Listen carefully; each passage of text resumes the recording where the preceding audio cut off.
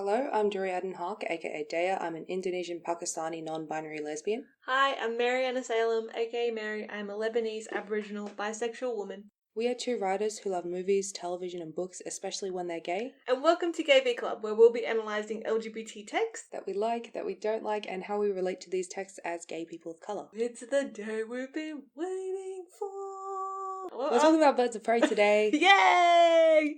Birds of Prey and the Fantabulous Emancipation of one Harley Quinn, directed by Cathy Yan. Written by Christina Hodson. And starring Margot Robbie, Janae Smollett-Bell, Rosie Perez, Mary Elizabeth Winstead, Ewan McGregor, Ella J. Basco, Chris Messina, Ali Wong. Warning for spoilers, obviously we will be talking about the movie in detail as much as is possible. So if you haven't seen it, go and see it. This will be here when you come back. See it twice, see it as many times. Go see this movie. Yes, it is so much fun. Should we give a plot rundown? After splitting with the Joker, Harley Quinn joins superheroes Black Canary, Huntress, and Renee Montoya to save a young girl from an evil crime lord. Roman Sionis. Yes. Mm-hmm. And this non-boyfriend, Victor Zsasz. Victor Zsasz. I like Victor Zsasz as a character. I wanted to know more about him. We're going to be talking about subtext, as per usual, as is our want. We're also going to be talking about some bisexual rep occurred in this movie. Yeah. It did. We're going to be talking about people comparing this movie to Deadpool, and I'm going to compare it to Deadpool. What else are we going to talk about? General stuff about critical reception and all the things we love about this movie as well, like the costuming and the production design. Yes. We're going to talk about the soundtrack. Mm-hmm. Banging. Mm-hmm. And we're going to be talking about the way this film represents misogyny and sexual assault and the female gaze. And violence. And violence.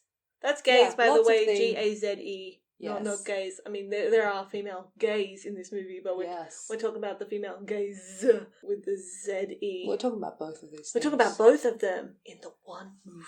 Alright, so let's start off with the beginning of the movie. The very start, Harley is confirmed as bi. I don't know, I'm going to be honest with you, I actually wasn't expecting them to confirm Harley as bi in this movie. I don't know, it was done in a very blink and you'll miss it kind of way. I remember seeing a snippet of an interview where Margot does confirm that it's revealed that Harley does have an ex-girlfriend in this movie, and the beginning starts with that little cartoon intro. I love this intro so much, actually.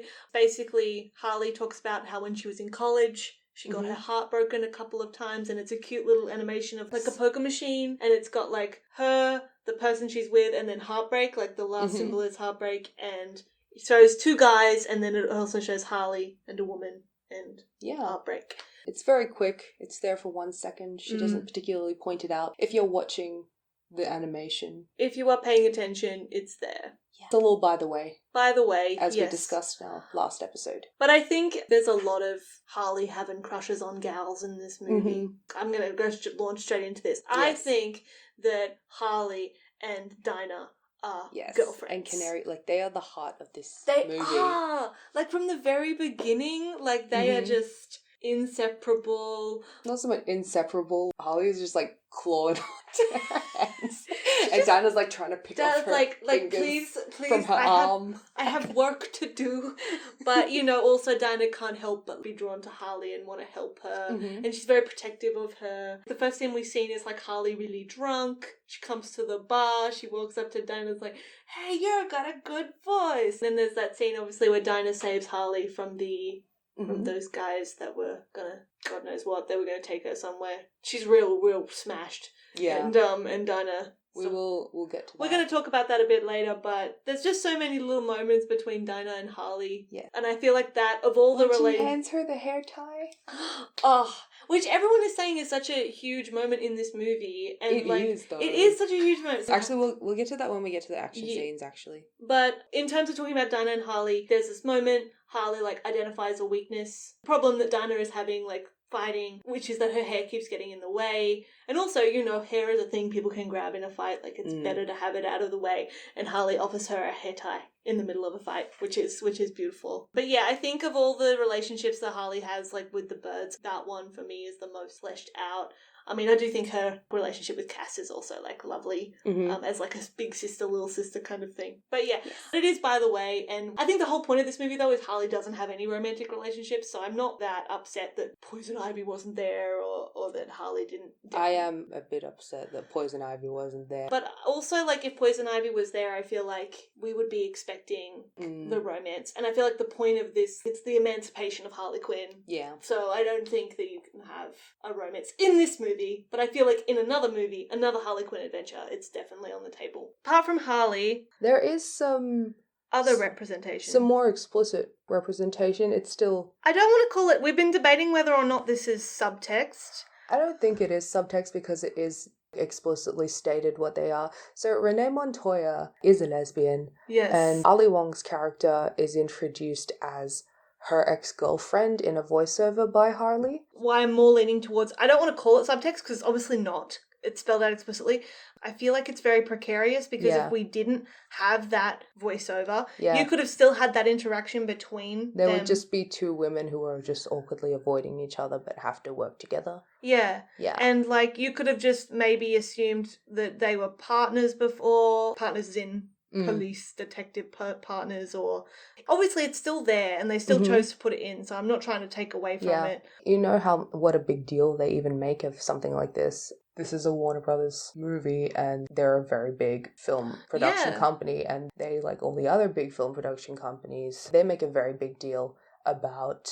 Trying to appeal to everyone. About trying to appeal to everyone, and even like the tiniest, most throwaway lines and background characters. There's so much controversy when you do include it, so to include it, it is a big step. Oh, absolutely. Not big enough, as we know. Yeah, I still think it's something important. I think it's quite nice. It adds a dynamic that, you know, you finally got to see gay Ali Wong. That must have been nice for you. I don't know, because you know how we didn't know who Ali Wong was going to play? True. And I was like, what if she was Poison Ivy? Like, imagine how much that would slap. Oh my if gosh.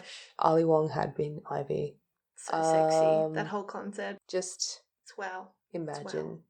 I can't wait to find out, because Margot has said they want to do another movie and it will include Ivy. We'll talk about that later. I can't wait to see who is Ivy. There's so many people I want to be Ivy. Like, I know. And I know it's basic, but Megan Fox. Yes.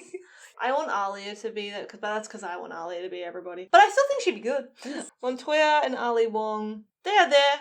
They're lesbians. They're lesbians. There. They're not really lesbianing in this movie, but they exist. There's the knowing, as you like to say now. As I like to say now. Yeah. Yes. There's the knowing, the intimacy, the emotional intimacy is present. It's palpable. But there is another big gay thing in this movie. Not quite gay. Not quite gay. A big queer-coded thing in this movie. Two big queer-coded people in this movie, which are the villains. Yay. Roman Sionis and Victor Zsasz. I do love Roman Sionis, though. Like, as a villain, obviously. I don't love him, but, like, I love his villainy. I love me a good villain who I can hate. And Ewan McGregor is disgusting in this movie. I love seeing Ewan McGregor be a total bastard. I know. He's so good at it. I think the queer coding of the villains is so obvious in this movie. Like, it's very blatant. I don't know. I think given the fact that our heroes of this story are queer as well, they're not explicitly shown as gay. They are just very queer coded. When pressed at a red carpet interview, Ewan McGregor and Chris Messina answered, yeah, probably, when asked if their characters were gay. I feel like they didn't even care. I know, they spent like 30 seconds just like dicking around being like, oh yeah, they love anarchy and have a trust in each other and yeah, probably they're gay. Yeah. Like, it was like that. It was like... Yeah, It was very like, there was a huge reluctance to do it. But yeah, Roman himself is a very campy character. I'd say he goes around wearing eyeliner the whole movie and a robe and those velvet suits, just everything about his costuming. The inherent homoeroticism of wearing a silk robe is there. Yes, oh my goodness. We'll talk about this more with the costumes, but I just love Roman Sionis and his looks. Yes. Even his pajamas are just excellent. He's a truly disgusting human, and yes, he is queer-coded, but It didn't bother me. I knew the girls would kill him, you know? I just knew they'd deal with that. But it is interesting to me, the only interest he shows in women. He doesn't really show interest romantically in anybody. He's a very unromantic... Because he is just very much a misogynist. Yeah. And I like that interview where Ewan McGregor said he's like, I'm very proud to be the head misogyner. The head misogyner. Of this. Victor Zsasz is just a weirdo. Victor Zsasz is so funny. Like, honestly, so much of his scenes I was laughing. He's just in the background. I love the scene where Roman is taking Dinah around his lair or whatever you call it. He's showing her all the masks. And she's like 100% done with this conversation. But Victor Zsasz is like just banging his head like against the wall. Listening to Roman go on about these masks. And he's doing like the white person thing where he's like, oh, have you been to this place? Like, it's so exotic. Like, it's not just that he's a misogynist. He's like very clearly like a white misogynist. Yes. Like being just so disgusting. Which I think was a definite choice because the director of this movie is obviously like a woman of color. Like, I think it's very interesting. She's Chinese American. I think it's a very deliberate choice that a lot of Roman's victims are people of color. And the way he talks about them, a lot of the masks are from like cultures of colour. Yes. And like I think that's a very deliberate choice. He's not just a misogynist, he's a racist. He's just an all-round disgusting human. Yeah.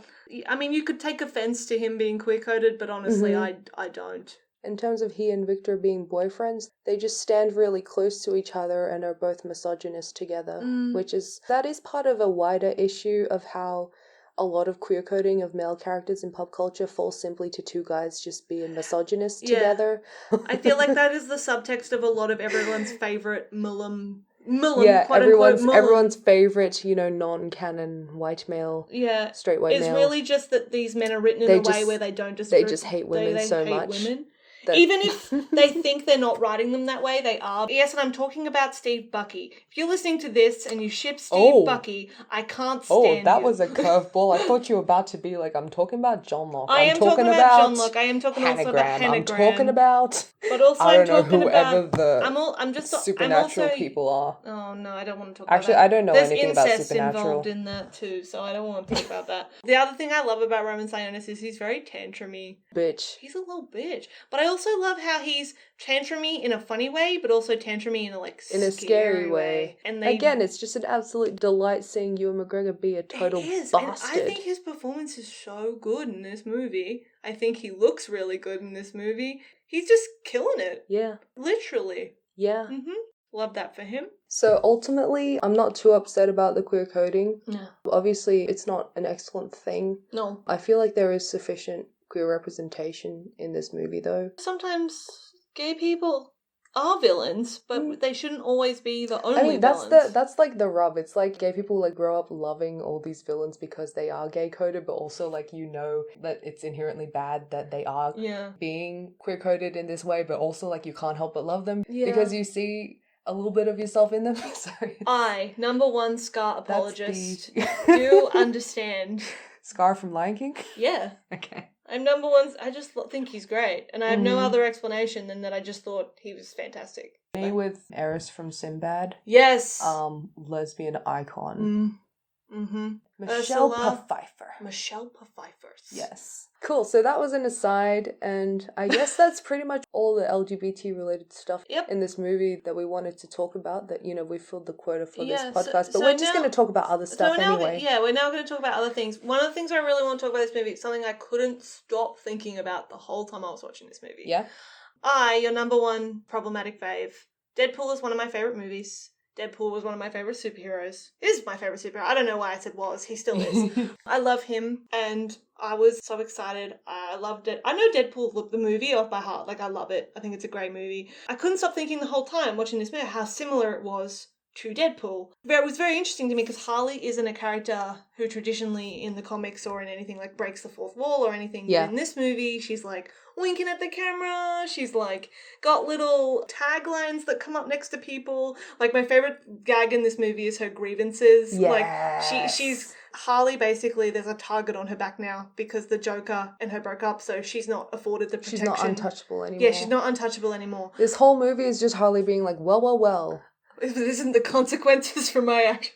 Throughout the movie, people come after Harley for whatever reason, and she sort of gives us, the audience, a rundown. She's like, oh, this is... Record scratch, freeze frame. Record scratch, freeze frame. And usually there's a grievance. name and a grievance. Yes. And my favourite grievance being cosmetic vandalism. It's where she and the Joker, like, tattooed some guy's face as a clown. It's pretty messed up, honestly, that they did that. But, you know, that's Harley. That's who she is. Yeah. There's all these little breaking the fourth wall gags all the way throughout the movie. Harley narrates the whole movie. The way it's set up is unreliable narrator, non-linear sort of storytelling. You know. Seeing a scatterbrained Harley Quinn just tell a story and, like, get to a certain point and being goes, like, oh, wait, I forgot to tell you this about this thing. And, oh, wait. Quick history lesson, you know? Yes. Everything converges at slightly awkward times.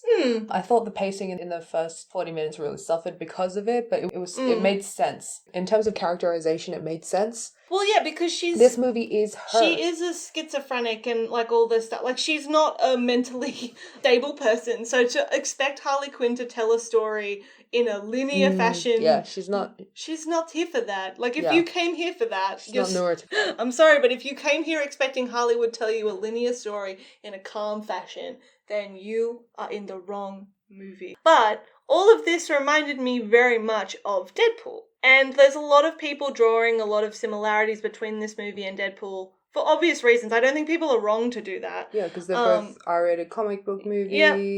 Deadpool and Harley are both very irreverent in their humour. They're both, like, extremely messed up people for various reasons. And they're both, like, very much anti-heroes. They're both bi. They're both villains that occasionally do things that aren't shit.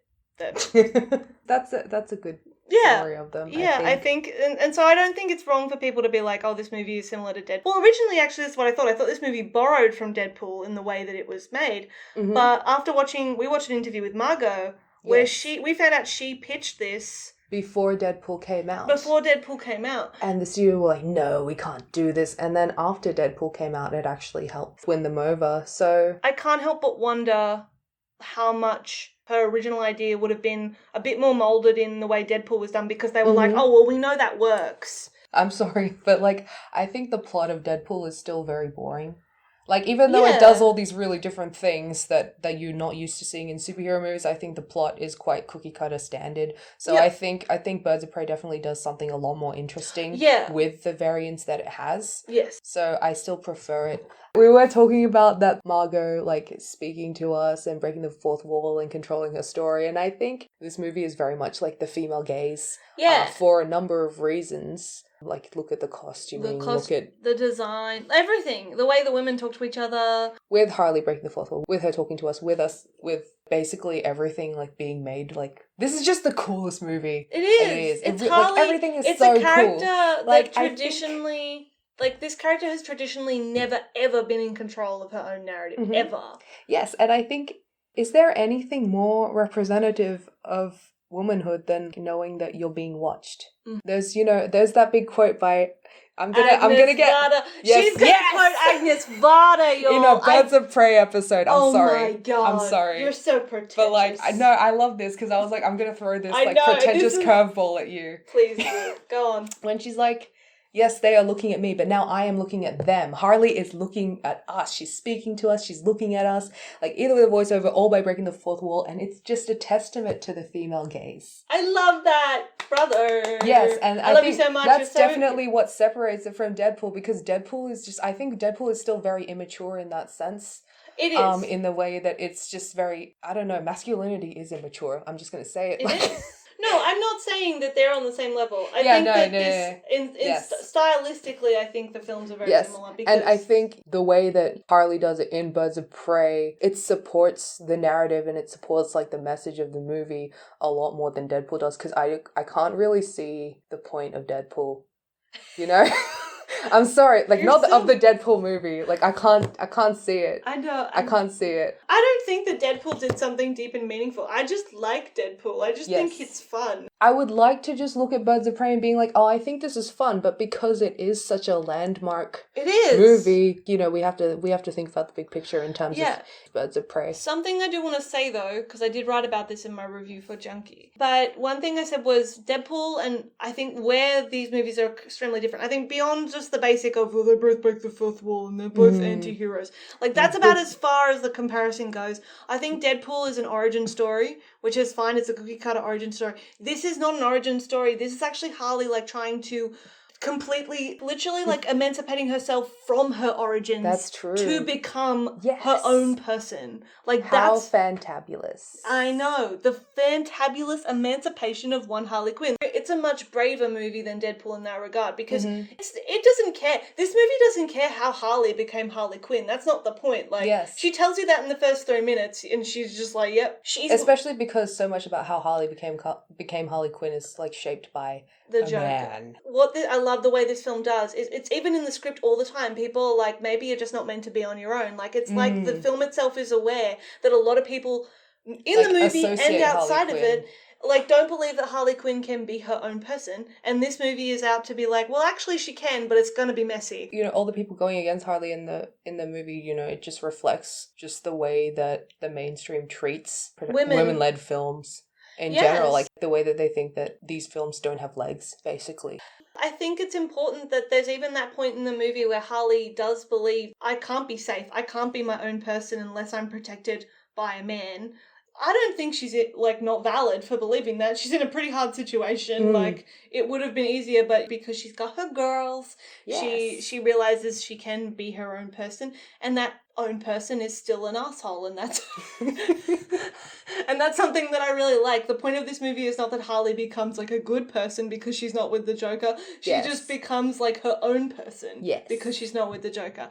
That's why it's a much more complex film than Deadpool. It's a much braver film than Deadpool. I think to just be like, oh, well, this is just Deadpool for girls is, like, a really invalidating statement for Birds of Prey. I don't think there's anything wrong with you going, this film reminded me of Deadpool, because obviously, you know, it is like Deadpool in a lot of ways. There are only 2 movies of this kind. Of course you're going to think of Deadpool. That's fine. Like, I also think it's interesting in the sense that Ryan Reynolds and Margot Robbie, like, they both produced these movies themselves. There's a clear passion in the way they made these projects. I don't think it's wrong for you to compare them, but I do think it's disingenuous to be like, oh, well, this film is just like a female Deadpool, because she's not a female Deadpool. That's the other thing. Deadpool is inhuman. Harley is very human, and that comes through in this movie. Like, she's very much like, she gets hurt.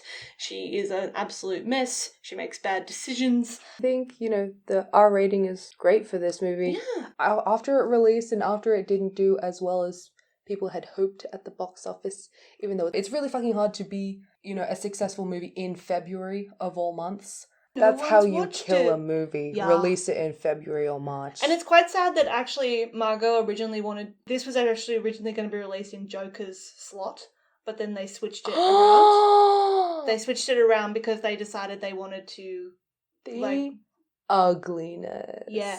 And then fuck you, Todd and then Phillips. she was just like, Fuck you. I want to wait now because I'm not going to release my film at the same time as a Joker film. That's just stupid. I think the critical reception of this movie is crazy. I feel like even when it's positive, it's been condescending. It's been very condescending. Like, it has been widely accepted. Accepted is probably the best word. Yes. Like, I wish it was more celebrated. Like, I remember when Deadpool came out, everyone was like, this is the most brilliant thing I've ever seen. Yeah, no one talked about how fucking boring Deadpool was. I mean, it wasn't boring, but it wasn't boring. No one talked about how unsurprising Deadpool was. Yeah, it's still a basic origin story, but, you know, the way it was told was slightly different. But, like, everyone was like, this is the best thing I've ever seen in my life. Oh, my God. And I was one of those people because, like, I was very excited. Yes, I know. I went all the way up to Newcastle. She did. To watch it with her for, like, a second time. And I was like, this is so good. And she was like, I had a good time. It was more fun seeing you enjoy yourself than... I can't help it. I love my Merc with a mouth. I remember when Deadpool came out, all the critical reception of it was through the roof. Like, everyone, critics, your neighbour down the street was like, this is the greatest movie ever made. And it's interesting. I wonder what the difference is. Birds of Prey comes out, and everyone's like, oh, well, I guess it's okay. Oh, yeah, this movie doesn't care about having continuity or making sense or, it's just fun. It's just a fun romp. This movie doesn't care about being oh my good. God. Yeah. What? This movie is unapologetically bad. Like, what do you... No, die. Die. If you say that, die. Like, this movie is excellent. I follow a lot... I don't know. In case I haven't mentioned on this podcast, I'm a huge video essay nerd. I watch video essays at the rate that most people probably do things that are more useful. But I love video essays, and a lot of the video essays I follow are men, unfortunately. And of course, when Birds of Prey came out, there were a lot of video essays about Birds of Prey.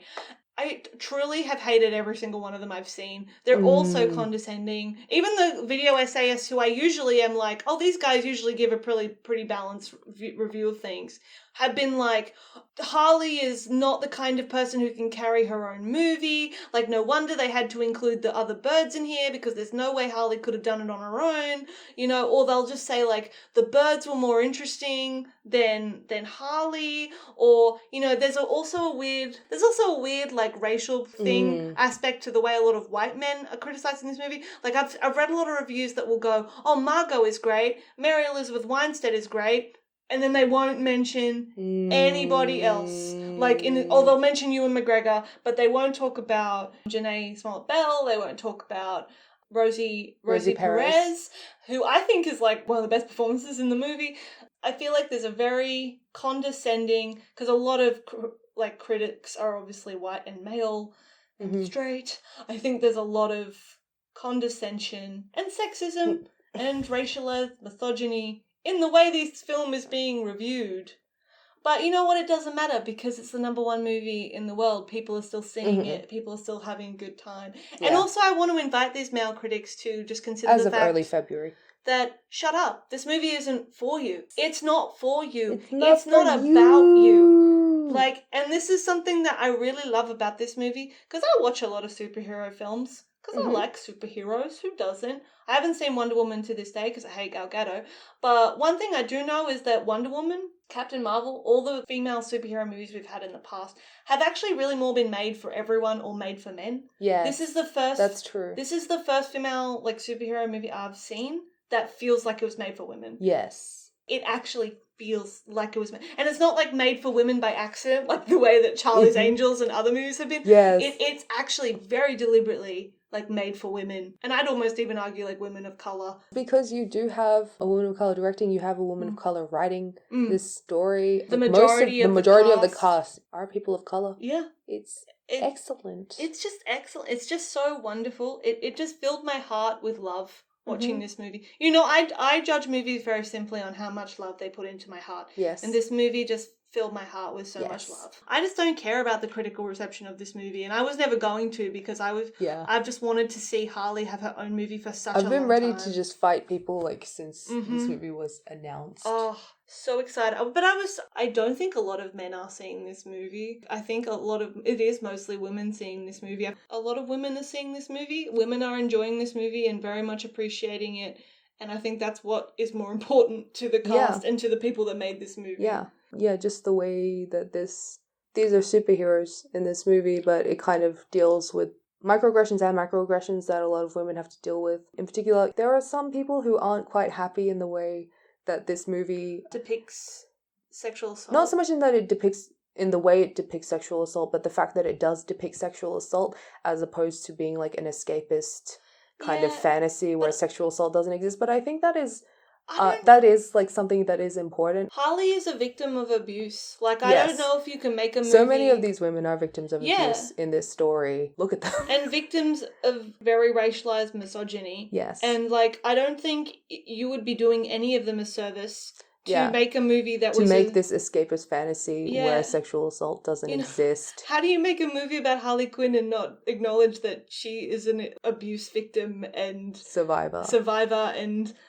how could you do that with any of these characters? It doesn't make sense. I do appreciate that a lot of women went into this movie thinking they weren't going to... And were triggered because there are some pretty intense scenes in this movie. Not like that you see women being raped or anything like that, but you do see the scene we were talking about earlier. Harley's in an alley. It's after a night where she's been partying a lot. She's absolutely smashed. Yes. And a guy has clearly like clocked her at the bar, and realized because she's broken up with the Joker, he can do whatever he wants to her, and is pulling her into a van. Yeah. Canary does see this happen and rescue her. Meanwhile, Roman and Victor are watching from a window. Yeah.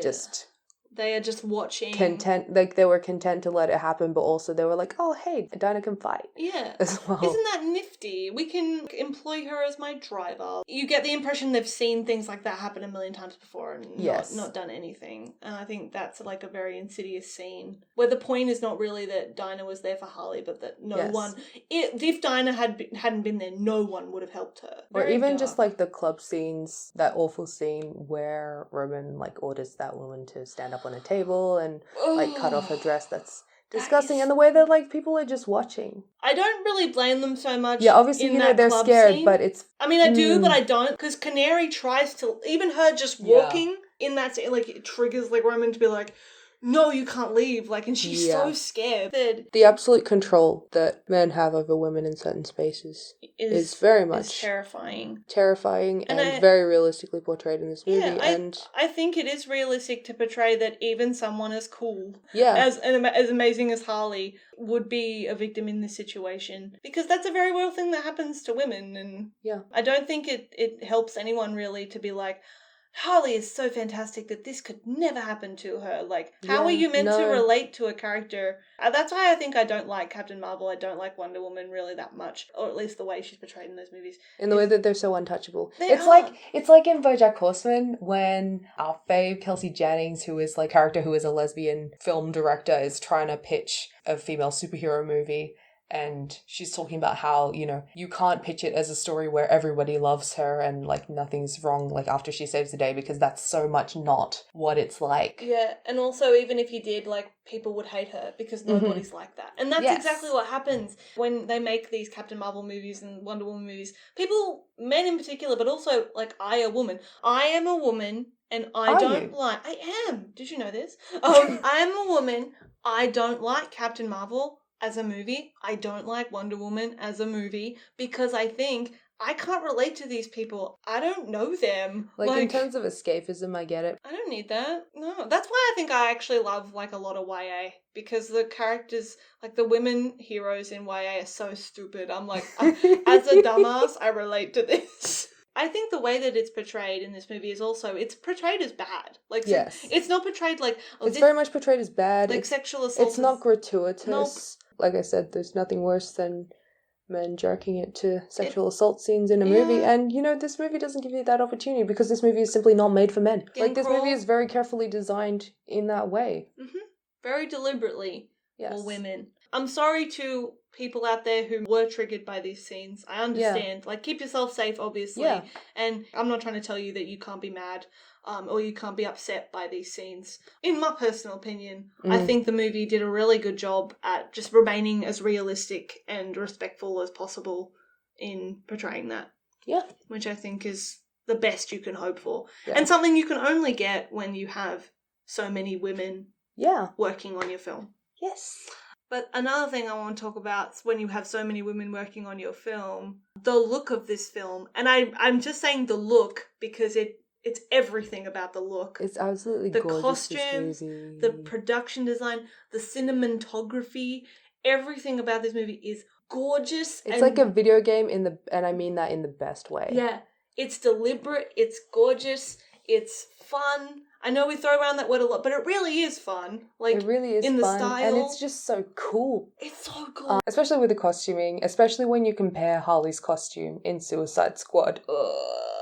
Which Margot has so many issues with it. I just hate it. And then you look at what Erin Benak, the costume designer who I love, probably the most notable work that she's done is she did Ryan Gosling's Scorpion jacket in Drive, which is iconic. Everyone loves that. In every interview I've read of her, like, people are asking, like, hey, do you have any Scorpion jackets left? I want one. Yeah. I've only seen Drive once and I want one. I hate Drive, but I want that jacket. But yeah, Erin Van Ack, in like her entire body of work, she does so many fun things with color, with textures, with patterns, and this really comes together in Birds of Prey. Like, it's really nice to see a very specific project that lets her thrive so creatively. Everything is great, like Harley's jacket with all the tassels and the shredded caution tape and yes. sequins and I love that sparkles jacket. and... The textures that are used, the materials that are used are like so interesting. I love that jacket with the pom-pommy caution tape because it's also, I didn't notice this in the trailers, but when I was in the theatre I noticed it's like clear plastic collared like a jacket. So it's like, it reminded me of kind of in Blade Runner. Like, oh yes, you know, when Zora is wearing that raincoat. Yeah, basically. the raincoat that's like a coat, but it's a raincoat. I also love that Harley is really shown only really wearing a variant on about 3 outfits, but it's very key, the variants, which I also think is realistic because women... the iconography. Women be wearing clothes more than once. And I love Harley's shorts. I love that she has that shirt that just says her name. I love the idea that Harley walks somewhere and goes, put my name on this shirt. Yes. All her outfits are so her. You know, that's what I love about this movie. It really feels like you're looking at the world through Harley Quinn's eyes. You're looking at Gotham the way Harley lives it and the way Harley sees it, which is colourful, crazy, lots of textures. You know, dare I say, like, I don't really want to use the term gritty because I feel like when we talk about superhero movies, the word gritty has certain connotations. It's edgy. Now. I think edgy is edgy as well. But this isn't the Bruce Wayne world of Batman. No, this is of Harley's Gotham that you world. see. This is Harley's world. This is very much on the ground. And you see that. She's like, and I love that. Like punk pink, you know? She's very like punk, but also like... Yes. This may be a weird thing to say, but I feel like a lot of superheroine movies, if you like, try to do this thing where they're like, oh, don't worry, our hero isn't girly, she's more masculine, she does like more masculine We have things. A strong female lead. Strong female woman who is a female woman, but don't worry, she's like strong and not feminine. What I love about Harley is that she is. And I like that about her. Like, she's very much like, ooh, we're having a sleepover. Ooh, like, she's very girly, like, her behaviour, and she doesn't shy away from that. And they don't shy away from letting her behave that way. Whereas a lot of female superheroes and female heroes are, like, very emotionless. And that's portrayed as a strength, and what I love about Harley is that she's very vulnerable, and that she's honest, unapologetic, as Margot likes, which I think is a good description of Harley. When she's happy, she's happy. When she's sad, like, she's... I love that about Harley. I know a lot of people prefer their female heroes to not be very feminine, but I like that Harley has this nice balance, like, where she's like, she's portrayed as strong, quote-unquote strong and capable, but... that portrayal of being strong and capable is not, she's masculine, if that makes sense. Yes. Like, masculinity is not the equivalent to that. To strength for Harley. Yeah. It's just strength. Yes. And she's also herself, which I think is how we should be writing. And there's strength in femininity. There is. As well. Yeah. Strength in sharing a hair tie with your girls. Yeah. Strength in having, I don't know, an Margaritas. impossible amount of time to make a shoe change and put on your roller skates in the middle of a fight, which is literally oh my god, I love that. I love the fight scenes in this movie.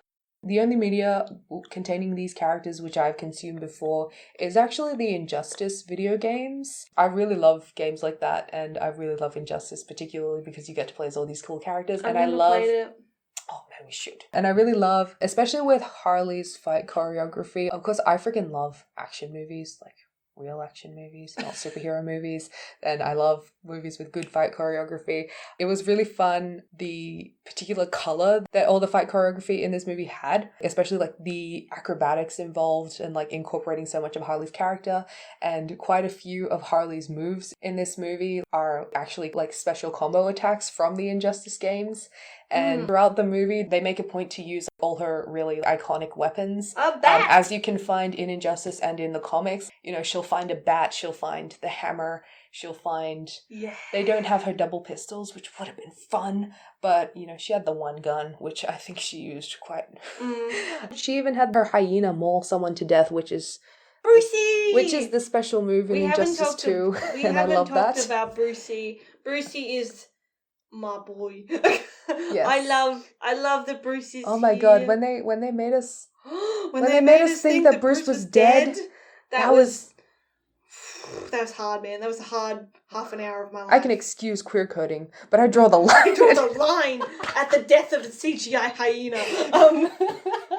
One of the stupid criticisms, okay? Yes. Stupid criticisms I have seen that men have given this movie is that nobody uses guns. Guns are so boring. John Wick is so fucking boring. I will say that. I hate gun fu or whatever. Like, it's so boring. My favourite bits in John Wick is when his gun runs out and he's got to do something. Yes. You know? Yes. I love hand-to-hand. I love the hand-to-hand combat. And also just, like, the sets of this movie by K.K. Barrett are just incredible. Especially, you know, like, with the Injustice background, like, all the environmentals surrounding them, especially in the theme park, the amusement park that they're in, like, just... Oh, like as soon as they walk into that set, I'm like, oh my god, they are going to throw this at these people. They're going to hang off this thing. Yes. Like, you know. One of my favourite, can I just say one of my favourite little fight sequences, like inside the fight sequence that you see, is when Huntress, after giving the little car to Cass, she looks up and those guys are like standing on the, I don't know what they are. On those like, tongues. On the tongues of the... Yes, and she just thing. like leaps and she to leaps and from between, them. Oh, so cool. So cool. So cool. Even when Harley breaks into the police station and she's like, I'm piggies. here. I'm here to And she calls them pigs. Fuck the police. She's like, you're my All favorite cops are bastards.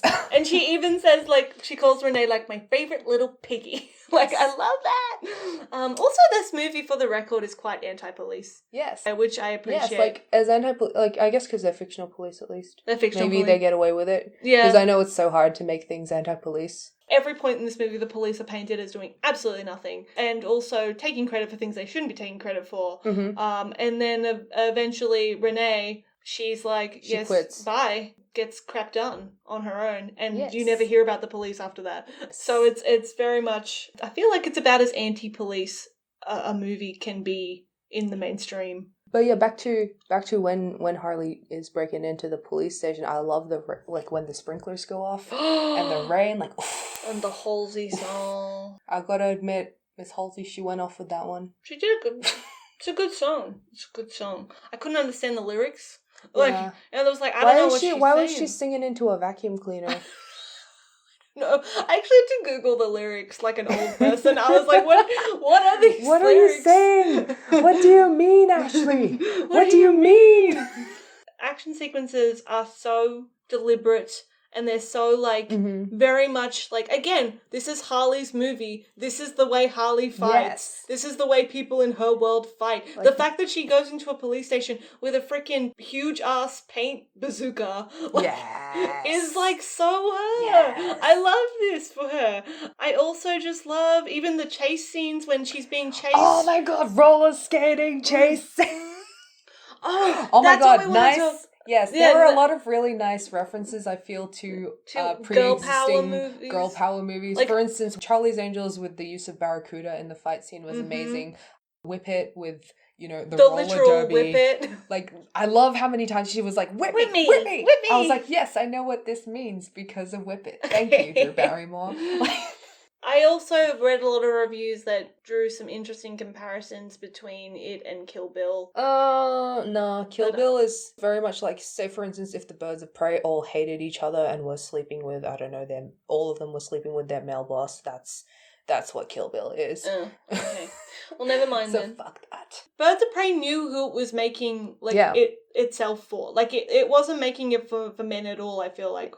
We go on and on about this, but yeah, movies should be specific, and this is. This is, like, not a movie trying to be universal. It is not a movie trying to appeal to everyone. It is a movie pretty much made for women, I would argue, gay women, I would argue, for women of colour. I love that. I love that a movie did that, especially a movie that is mainstream, pretty relatively. Like, people are going to see Birds of Prey because it's Harley. You know, it's a superhero movie. Yeah. People are going to have a go with that. I know men that are going to see it, you know, not many, but I do know. Shout out to just my gays who are going to see it to see Ewan McGregor. No, love that. Love that for you guys. Go. I mean, congratulations to you guys for getting Bleach Blonde Christmasina. Like, I'm so happy for you. Yeah? Yeah. Oh, that's a thing? Okay. Personally, I would like to say, you know, in relation to the action scene, in relation to this soundtrack is crazy good. Yes. I do think it's missing Rico Nasty. But otherwise, they ticked all the boxes, I think. The gays were eating so well. You know, a lot of the women on the album, and it is an album that's all women. Yes. A lot of the women are like LGBT. Megan Thee Stallion. You have Sin. I love Sin. I love Sin. You have Doja Cat. You have Normani. I forget all their names. There's so many. Yeah. The Diamonds track is amazing. Boss Bitch grew on me. I didn't like it when it first came out, but when I saw it in context in the movie especially, I was like, oh, this is... I love that Boss Bitch is very much like the new like Twitter fan cam song to use. You know, when people were using like the Beef Flow mix, especially after the Oscars, I love seeing all those edits people made with Bong Joon-ho with Boss Bitch playing in the background. Like, yes! I love that like Jokes on You song, like by Charlotte Lawrence. That's really cool. I love the smile. Honestly, I just love the soundtrack. I love that they just really made an effort. The tone of this movie, like they really made an effort to establish like, this is our movie and this is what we're gonna do and this is specific. This is what we want it to be, and that's awesome. But one final thing I want to talk about is, as much as I adore this movie, and I do, with all my heart and soul love this movie, the whole time. The interesting thing about the Birds of Prey is that Harley is not a bird. She's not a bird. She's a Gotham City siren. And originally, for a long time, I thought this was going to be a Gotham City Sirens movie, because I was like, well, if you're going to make a Harley movie that's a girl gang movie, obviously you're going to make the Gotham City Sirens, right? Because that's her girls. Catwoman, Poison Ivy, that's them, the trio. So I was actually quite surprised when this was announced as a Birds of Prey movie. Not disappointed, but just surprised. And the whole time, as much as I loved it, I was like, this is not Harley's crew. And I mean, I do like the idea of Harley having like separate crews and building this up that is, as well. I like that. I don't not like this. Yeah, I mean, there is like the capitalist element, like where, you know, Harley is the character that people know. Like, they can do Gotham City Sirens further down the line, but they can also use Harley to set up something for Birds of Prey. I don't know if they want to do future things. I don't know if they will. I have no idea if they would. I don't know if they will. If they wanted to. I would love to see Janae again. I would. As Canary. I would because, you know, there are some unanswered questions. The fact, like, her Canary power, like, is only used, you know, as a very a last resort thing. I feel like because she doesn't use it very much, I feel like the more she uses it... Because she doesn't know who she is in this, really. But I feel like the more she uses it, the stronger she'll get, kind of thing. The reason she passes out when she uses it in the movie is because she doesn't use it a lot.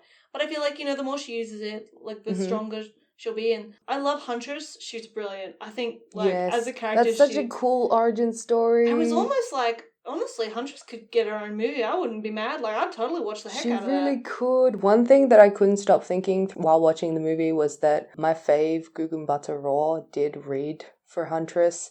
And I don't know, I kept, as much as I like Mary Elizabeth Winstead, like, I kept thinking about Gugu, like, if it was like, Gugu doing these things, and I was like dying. And you know, if only Gugu had, because now she's in that fucking Loki series from Disney Plus, and I'm so mad that it's alright, breathe. I have to purchase it legally from a shop. You're gonna have to purchase that very legally. Yeah, very legally. It's gonna be hard. But yes, I really desperately wanted this to be a Gotham City Sirens movie. I'm not gonna hide that fact. Because Catwoman, ladies and gentlemen, I have been a huge fan of Catwoman. And you know the reason I'm a huge fan of Catwoman is because Halle Berry played Catwoman in one of the greatest movies of all time. And I've been a fan of Catwoman since I saw that movie at the tender age of however old I was when that movie came out. I feel like it was one of my iconic dumbass gay things, how I would just be like, I just love the special features. I just love watching Halle Berry train for these fights. It's really good. It's really cool. Feels organic. Feels good. So naturally, because I was a huge fan of Catwoman, that's actually how I found out about Harley Quinn as a character, because I was like, what does Catwoman do? What does she hang out with? Who's this? The Joker has a girlfriend? That doesn't sound good. I was like, oh dear.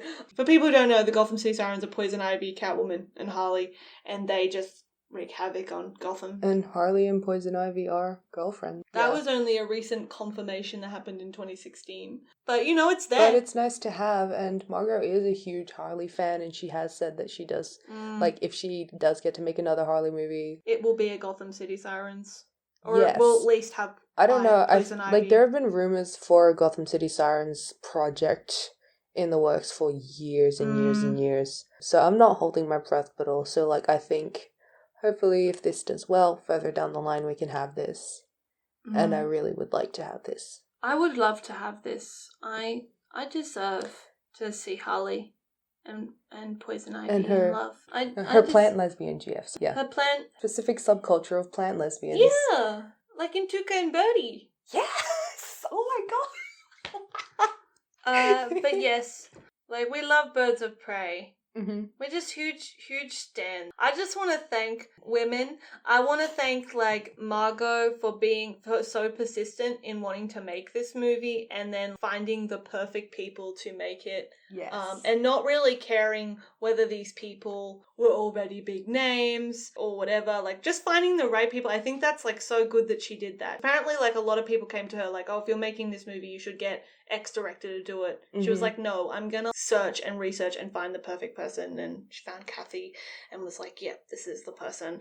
Together, they fought to get it made because she pitched it. Cathy was like, this sounds amazing, let's do this. And I just love that they went to all this effort. So many women of colour in the crew, in the cast. This is literally, I know we hop on, but, like, there's not been a movie like this. Yeah. And I'm so happy we got to see a movie like this. And I want there to be more movies like this for me. With as much thought put into them. With as much thought and love. Thought and care and love put into them. Yes. Which, this movie puts... tends to get scarcer as you get on to sequels, but hopefully... Alright, I think that's us for Birds of Prey. Do you have any final thoughts on the movie that you would like to share? I'm gay. You are? I never knew. Yeah. This changes so much. This changes everything. I'm just so happy. I got to see one of my favourite characters get a really great movie. And I'm so happy about that. And I've read that this version of Harley, is going to be the version of Harley that we see in The Suicide Squad. I'm not looking forward to that for several reasons, but that's a whole other episode. That's a whole other episode, but, I just love Margot as Harley, and I can't wait to see her again. Erin Banak, if you can hear me, please consider my hand in marriage so you can dress me for my whole life. That would be lovely. Thank you. I love this. Cathy Yan, if you're free on Thursday. Janae, please hang out with me when Janae I'm free. Smaller Bell, if you're free on Thursday, we can get, like, hot chicken wings together and not be affected by them. Okay. All right. Episode. That is our Birds of Prey Prey review. If you like us, please like, subscribe, rate, follow, leave a nice review on wherever you listen to podcasts. Our social media, Twitter and Instagram @gayv_club. The DMs are open, so let us know your thoughts or if there's anything you want us to talk about. Next episode, we're gonna talk about. It is the first in our ongoing Shakespeare series, and we will be talking about bit of a change of pace. Yes, but still very much about dames that are also seeking emancipation. Much Ado About Nothing. Woo! Before, if you want to prepare for some homework, you'll acquire legally from a shop the David Tennant, Catherine Tate version of Much Ado. Yeah. That is, I don't know if it's a National Theatre Live thing, but it's a thing. Go and find it. I think actually find that. It's on YouTube. Oh, cool. So, you can go and watch it there. I don't know, you can watch the Kenneth Branagh version because I'm going to rail against that version. I will talk about that version as well. Get your hands on a version of Much Ado.